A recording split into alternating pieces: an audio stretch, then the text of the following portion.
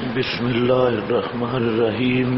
یا ایھا الذین آمنو، اب ذرا خیال کرنا ہے اے ایمان والو، لا تتخذوا، یہ پانچواں اصول ہے جماعت کا، چار پہلے ہو گئے، ایک اصل تھی وحدت عقیدہ، عقیدہ ایک ہو، ہر ایک اپنی ناہاں کے، اور دوسرا دستور کتاب و سنت ہو، اکابر پرستی نہ ہو، باپ پرستی نہ ہو، شیوخ پرستی نہ ہو، کتاب و سنت ہو، میرا شیخ میرا شیخ میرا شیخ نہ ہو، اس کو بیان کیا۔ پھر اس کے بعد کارکن فعال ہوں، سستی کے مارے ہوئے نہ ہوں، مسئلہ بیان کریں، اور چوتھا مسئلے پہ خرچ کریں، پانچواں جماعت کی حفاظت کریں، اخفاء الامور عن الاغیار، دوسروں سے اپنے جماعتی رازوں کو چھپا کے رکھو، بالتباعد عن الاعداء، اور دشمنوں سے دور رہو، اپنی لڑائیاں دوسروں کے گھر نہ لڑو، اپنی لڑائیاں سٹیجوں پہ نہ لڑو۔ یہ جماعت کا اصول ہے کہ ماں باپ کی لڑائی گھر میں ہونی چاہیے، نہ کہ باہر گلی پہ نکل کے۔ اگر جماعت میں کوئی اختلاف ہو گیا تو اس کو فیس بک پہ نہ لے آؤ، جماعت میں اگر کوئی اختلاف ہوا تو اس کو سٹیج پہ نہ لے آؤ، ورنہ جماعت کے ساتھ ظلم ہوگا اور پورے کارکن اور مشن تباہ ہوگا۔ اس لیے اللہ نے قانون بیان کیا کہ جماعتی امور جو ہیں یہ جماعت تک رہیں، ان کو باہر نہ پھیلاؤ۔ اخفاء الامور عن الاغیار، مستقل یہاں ضابطہ بیان کیا ہے۔ اگر تم اپنے رازوں کو سٹیج پہ لاؤ گے، میڈیا پہ لاؤ گے، ایک دوسرے پر سٹیج میڈیا پر تقریریں کرو گے تو تمہاری جماعت تباہ ہوگی۔ اس لیے جو جماعتی ذاتیات کو سٹیجوں پہ لاتے ہیں وہ جماعت کے خیر خواہ نہیں ہوتے، اور وہ جماعت کے مشن کے خیر خواہ نہیں ہوتے۔ اللہ رب العزت نے یہی یہاں پر ذکر کیا کہ جماعت کی اصولوں میں سے اصول ہے کہ ظاہر بات ہے انسان ہے، لڑائی بھی ہوگی، آپس میں اختلاف ہوگا، اختلاف پہ رائے ہوگا، ایک دوسرے کی اصلاح بھی ہوگی، ناراضگیاں بھی ہوں گی، لیکن ان کو بازاروں میں لے کے نہ پھرو۔ آج یہی بات ہے، تھوڑی سی بات ہوئی سٹیج پہ کھڑا ہو گیا۔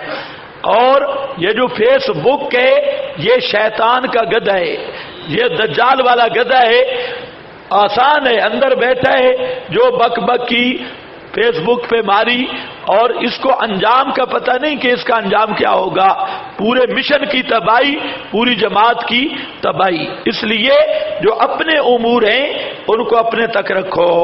یا ایھا الذین آمنو، اے ایمان والو، سن رہے ہو کہ نہیں سن رہے؟ ہاں یہ قرآن ہے، قرآن۔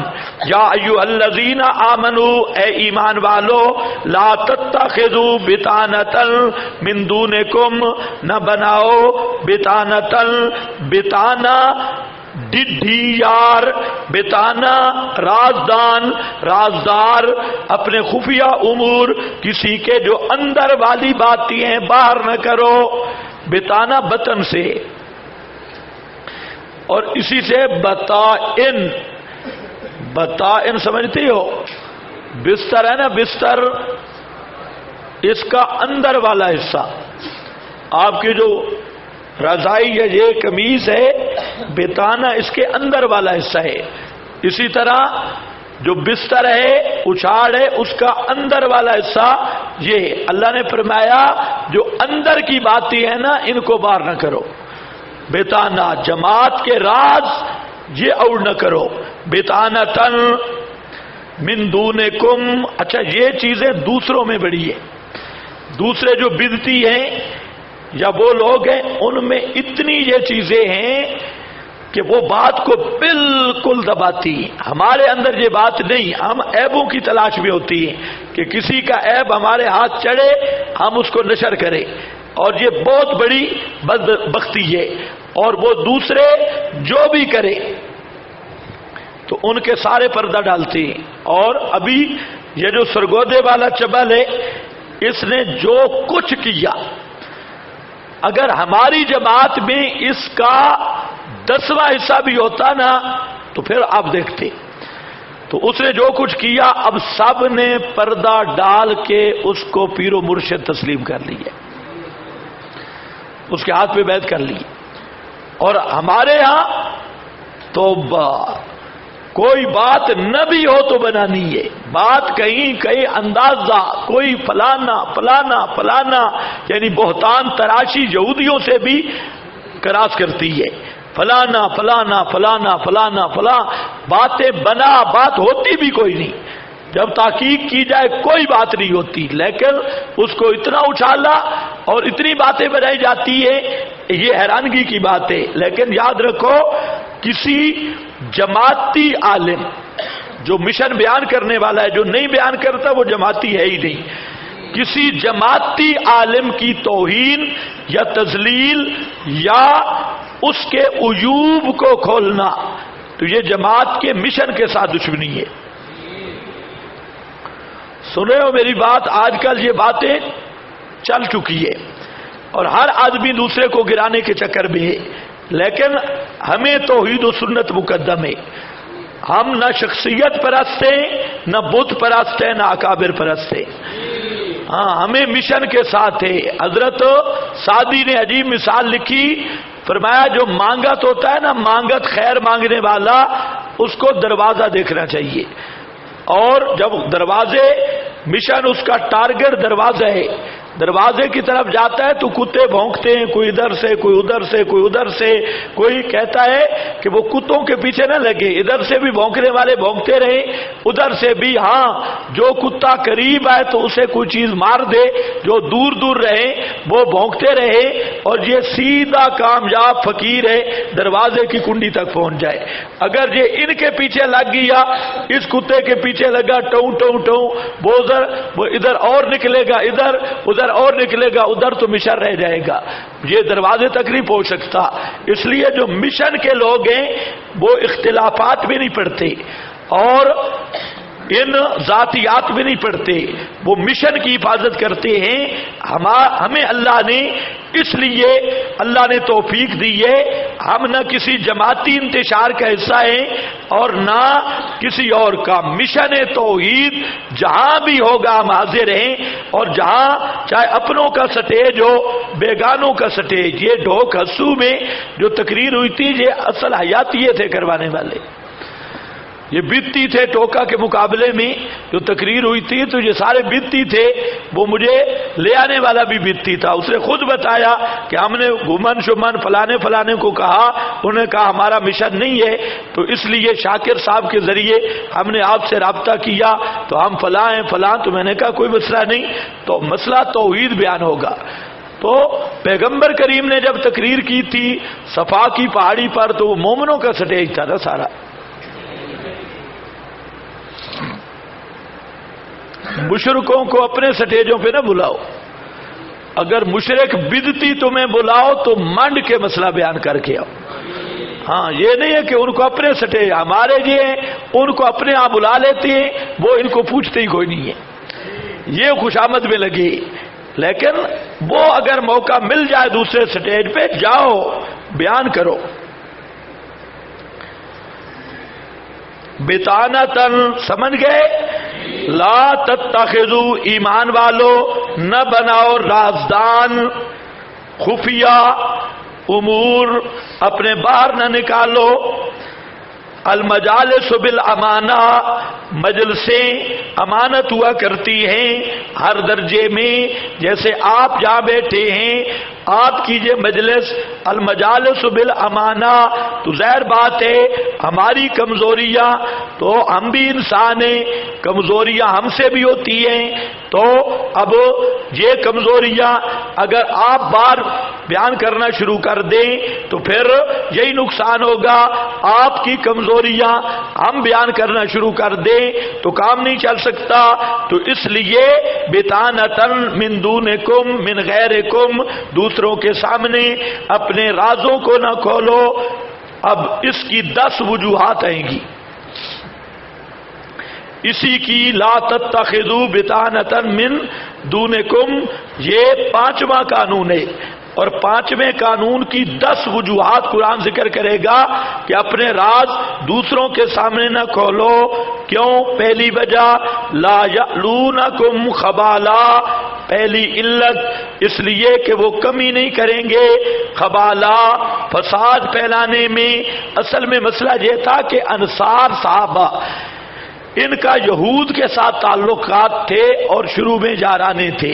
یہ ان کے مزیرے بھی تھے، زمینیں، تجارت، کاروبار کٹھے تھے. پھر جو یہود ہیں ان کی دوستیاں بھی تھیں اور پگڑیاں بھی بدلی ہوئی تھیں، ایک دوسرے کے دکھ سکھ میں بھی شریک ہوتے. لیکن وہ یہودی پھر گپ شپ میں، جیسے آج دوسروں سے گپ شپ ہو، دکانوں پہ طالب علم جاتے ہیں، دکاندار 2 ٹافیاں دیتا ہے اور پھر چند باتیں، ہاں جی مدرسہ کیسے چل رہا ہے، فلاں کیا ہو رہا ہے، روٹی کا نظام کیسے ہے، فلاں، وہ پوری CID لیتا ہے. اسی طرح وہ بھی دوستی ہوتی، محسوس نہیں ہوتا تھا. تو وہ انصار کے ساتھ آتے کھیتی باڑی اور پھر پوچھتے جی کیا پروگرام ہے آج کل کیا مصروفیات ہیں، آج کل کیا ہو رہا ہے. یہ سمجھتے ہیں کہ نہیں؟ پھر صحابہ تو صاحب بات بتاتے کہ آج ہمارا پروگرام ہے، فلانے کا خیر نہیں ہے، فلانے کی خیر نہیں، ہمارا پروگرام ہے اس کے متعلق یہ مہم وہ مہم. تو یہ جا کے یہودیوں کو بتاتے اور یہودی پورا میڈیا تھا، وہ مکہ تک اردا گرد بندے بھیج دیتے کہ آج ان کا وہابیوں کا یہ منصوبہ ہے، آج یہ منصوبہ ہے. تو وہ یوں کر کے بات نکل جاتی. تو اللہ تعالیٰ نے ان دوستیاں ختم کروانا بڑا مشکل ہے،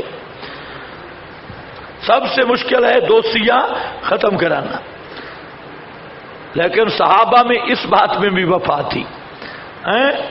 آج ہم اگر کہیں نا کسی طالب علم کو کہ لوفر، لفنگے، بدماش، بیلے، چبل، اس کے ساتھ کیوں تیرا اٹھنا بیٹھنا ہے، تو آگے سے منہ ٹیڑھا کرتے ہیں. سوچتا ہے پتہ نہیں میری دوستی ہے، ان کو کیا تکلیف ہے، ان کو کیا. وہ مدرسہ چھوڑ دے گا، دوستی نہیں چھوڑے گا، اور نہیں تو منافق بن کے رہے گا. لیکن نبی کریم علیہ السلام نے جب یہ آیت سنائی تو ان کو اتنا غصہ آیا صحابہ کو کہ وہ ان یہودیوں کو مارنے پر تیار ہو گئے کہ ہے بے ایمانو، یہ حالت ہے تمہاری. اللہ نے ان کی خبر دی. تو وفاداری کا جذبہ ہونا چاہیے. لا یعلونکم خبالا، نہیں کمی کرتے فساد میں، فساد کرنے میں کوئی کمی نہیں کرتے. پہلی وجہ تم سمجھتے ہو وہ ہمارے دوست ہیں اور وہ تمہیں بگاڑنے میں کوئی کمی نہیں کرتے. بدو نمبر 2 تو اس لیے اپنے راز ظاہر نہ کرو. بدو دوسری علت، ان پر اپنے راز ظاہر نہ کرو. وہ چاہتے ہیں ما انتم، تمہارا مشقت میں پڑنا دینی اور دنیاوی طور پر، یہ ما مصدریہ ہے. اور آنا تکم، تمہارا مشقت میں پڑ جانا. قد بدت، یہ تیسری وجہ ہے. اور ان کے سامنے اپنے رازداری نہ کرو، راز نہ کھولو. تحقیق کھل چکی ہے. البغضاء، بغضاء، بغض ان کا، من افواہہم، ان کی بات چیت سے. ان کو ذرا بات چیت غور سے سنو، ان کے منہوں سے ان کا بغض ٹپک رہا ہے. وما تخفی، چوتھی وجہ نمبر 4، اور وہ جو چھپاتے ہیں سینے اس کے، اکبرو، بڑا ہے. وہ جو ظاہر کیا منہوں سے، ان کے سینوں میں تمہارا غصہ اور غیظ سے بھرے ہوئے سینے.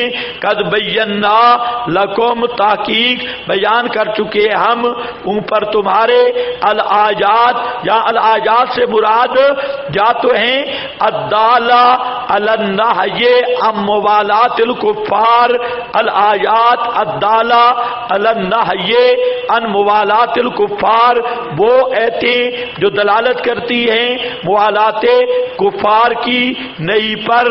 یا ترک روح المعانی میں یہی لکھا، روح المعانی نے کہ الدالہ علی النہی عن موالات الکفار یا بینا لکم الآیات سے مراد ہے وہ نشانیاں جس سے دشمن دوست کی پہچان ہو سکے، ان کنتم تاقلون، اگر ہو تم سمجھتے